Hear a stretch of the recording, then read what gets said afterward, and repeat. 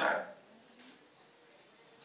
Bapak Ibu saudara-saudara para jurnalis dari media cetak, elektronik, alhamdulillah, dan online ya. Alhamdulillah pada pagi menjelang siang ini kita bisa audiens dalam rangka untuk mengetahui lebih jelas, lebih detail, dan selanjutnya bisa warga masyarakat kita baik secara nasional ataupun juga daerah mengetahui tentang MTQ kita ini. Saya baru saja diminta Pak Gubernur untuk membuka soft opening dari pertemuan para cendekia Muslim yang datang dari 13 negara di Sentosa, dan insya Allah nanti Pak Dirjen, karena kemungkinan Pak Presiden bersama beliau Pak Gub terus ke sana ke Sentosa, kaitannya dengan yang Bapak sampaikan tadi, pertemuan itu sangat strategis saya kira bagi dunia Islam dan lebih khusus lagi bagi daerah Provinsi Nusa Tenggara Barat yang mayoritas Muslim, tetapi juga toleransi antar warga masyarakat terjaga dengan baik, dan juga ingin menjaga citra serta stigma yang selama ini boleh dikatakan kadang-kadang sangat dikaitkan dengan terorisme, radikalisme, dan sektarian. Dan ini saya kira mungkin akan ada rekomendasi dari pertemuan itu.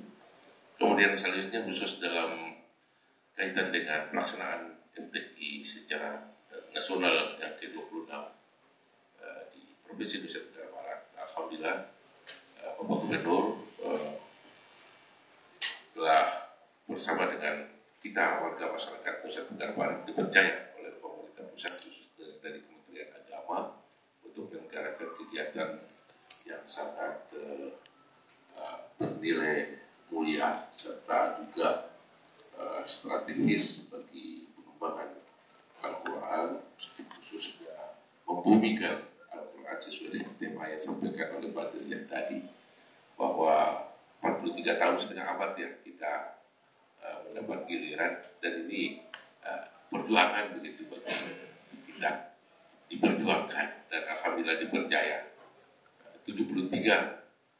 tahun 1973 tahun yang lalu, dan saat itu pelaksanaannya konon sejarahnya cukup juga berhasil, dan penyelenggaraannya walaupun sederhana dengan serba keterbatasan baik dari sisi sarana, prasarana, fasilitas, tetapi dianggap cukup berhasil.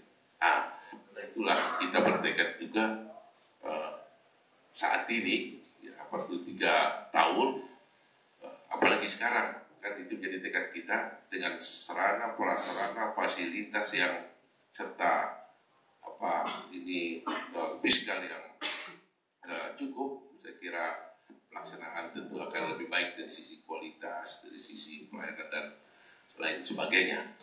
Karena itu kami berterima kasih kepada pemerintah pusat dan Kementerian Agama yang telah menetapkan MTB sebagaimana dengan SK daripada Menteri Agama. Rangkaian acara